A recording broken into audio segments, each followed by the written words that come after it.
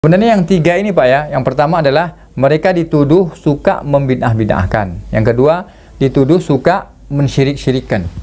Kemudian juga yang ketiga, dituduh suka benar sendiri, ya, paling benar sendiri. Sebenarnya tidak demikian Bapak Ibu sekalian, ya, teman-teman sekalian, ya. Betul-betul konsisten mereka. Kenapa? Karena mereka menganggap ini adalah bagian daripada agama. Hadis Nabi jelas ya, masalah kebid'ahan, kesyirikan.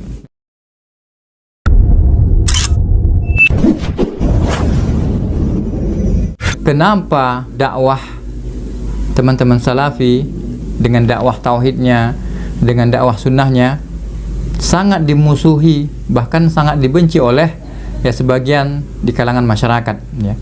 Jadi kalau saya tangkap ya, yang saya tangkap itu mereka ini kebanyakan ya dituduh memang suka membid'ah-bid'ahkan ya, suka mensyirik-syirikan, kemudian juga suka merasa benar sendiri. Tapi sebenarnya jamaah tidak seperti itu. Jadi tidak seperti itu sebenarnya. Kalau saya boleh menjelaskan ya, ketika teman-teman salafi ini ya, ustadz-ustadz salafi ini, ketika mereka menjelaskan ya tentang kesyirikan, ini bahaya syirik ya, bla bla gitu ya, maka inilah yang dituduh masyarakat dengan suka mensyirik-syirikan. Bukan suka sebenarnya. Mereka itu menjelaskan ya, yang begini ini syirik, ini ciri-ciri syirik, ini macam-macam syirik ya, dan ini bahaya syirik gitu ya. Mereka menjelaskan, menerangkan, bukan suka ya. Begitu juga ya, pada saat mereka mengatakan ini bid'ah Pak, ya ini dalilnya, ya begini-begini, ya ini bahayanya gitu ya. Tapi apa? Mereka dituduh suka membid'ah-bid'ahkan. Bukan suka ya Bapak Ibu, teman-teman sekalian. Ya, mereka itu menjelaskan yang seperti ini bid'ah, yang seperti ini ya bahayanya bid'ah gitu ya. Mereka itu menjelaskan, bukan suka. Mereka juga nggak suka seperti itu ya. Kemudian juga ketika mereka menjelaskan ya begini begitu, begini begitu, mereka dituduh apa? Suka paling benar sendiri. Bukan suka sebenarnya, bukan merasa paling benar sendiri, tidak. Mereka itu kan menjelaskan ya, berdakwah menurut apa yang sampai ilmu kepada mereka, untuk mereka bagikan kepada orang lain. Ya, mereka berdakwah dalam keadaan mereka dalam posisi ya berdakwah, menyampaikan kepada orang lain. Bukan merasa paling benar sendiri, tidak. Bukan merasa paling benar sendiri, tidak. Akan tetapi merasa benar itu wajib malah. Kita wajib merasa benar ya. Merasa yang paling benar itu yang nggak boleh. Kalau merasa benar kita wajib ya. Bagaimana seseorang berdakwah ataupun ingin menyampaikan sesuatu kepada orang lain kalau dia masih ragu? Jangan disampaikan kalau masih ragu gitu ya. Nah, sebenarnya yang tiga ini Pak ya, yang pertama adalah mereka dituduh suka membid'ah-bid'ahkan. Yang kedua, dituduh suka mensyirik-syirikkan. Kemudian juga yang ketiga, dituduh suka benar sendiri ya, paling benar sendiri. Sebenarnya tidak demikian Bapak Ibu sekalian, ya, teman-teman sekalian ya. Mereka itu menjelaskan begini bahaya syirik ya, begini bahaya bid'ah ya.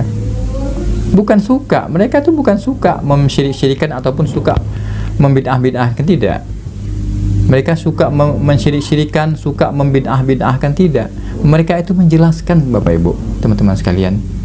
Dan ketika mereka mengatakan sesuatu, bukan merasa paling benar sendiri, enggak ya, tidak. Mereka kan dalam situasi berdakwah, menyampaikan sesuatu apa yang sampai ilmu kepada dirinya untuk dibagikan kepada orang lain ya. Memang terus terang Bapak Ibu, saya pribadi sering malah ya berpikir, kalaulah tidak teman-teman salafi ini yang berdakwah masalah kesyirikan, kebid'ahan ya, lalu siapa lagi?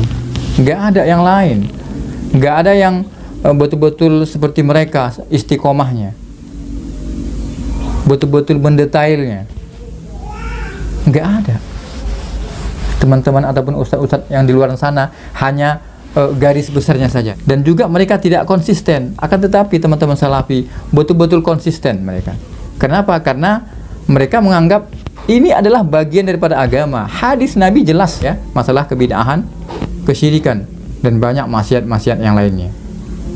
Mereka rajin menasihati orang, mereka siap dinasihati. Mereka siap dinasihati. Juga saya terharunya bahkan ya, ketika para ustadz-ustadz, kalau saya bahasakan seperti itu ya, ustadz-ustadz salafi ini, ketika mereka ya dihina-hina, dibully, tapi subhanallah ya, masya Allah, mereka sabar ya, tenang, santai, senyum gitu ya. Di situ sangat saya terenyuh sekali, teman-teman sekalian ya, Bapak Ibu sekalian. Kalau mereka mau membalas, bisa Pak. Itu kan masuk pidana itu, menghina orang. Minimal ujaran kebencian ya, masuk pidana itu Pak. Tapi mereka pernah ya, teman saya, bahkan saya pernah berpikir, kenapa nggak dilaporkan saja orang penghina-penghina ustadz-ustadz salafi itu ya? Kenapa nggak dilaporkan ke pihak yang berwenang ya? Karena ustadznya ini yang melarang, nggak usah dilaporkan, sudah maafkan saja. Subhanallah ya. Bagaimana saya melihat ataupun merasakan pedihnya ya, pedihnya dicaci maki, dihina, dibuat karikatur sangat tidak manusiawi ya. Kalau kita lihat di media-media itu ya, masya Allah. Akan tetapi apa jemaah? Ustadz bilang apa? Sudah, maafkan saja. Subhanallah. Sudah saya perhatikan Pak ya. Kalau yang dihina itu Pak, yang dicaci maki, dibully ya, ustadz-ustadz yang bukan bermanhaj salaf gitu ya. Saya bahasakan seperti itu ya. Mesti yang mencaci ini, yang menghina ini Pak, dijemput Pak, diciduk. Akan tetapi kaum muslimin, kalau yang dihina ya, dibully ya, yang dibuat karikatur-karikatur ya, seperti wah, saya tidak sanggup untuk mengatakannya ya. Ya, mungkin teman-teman semua tahu bagaimana di media itu ya, para penghina-penghina ustadz-ustadz yang bermanhaj salaf ini ya, yang saya bahasakan salafi ya.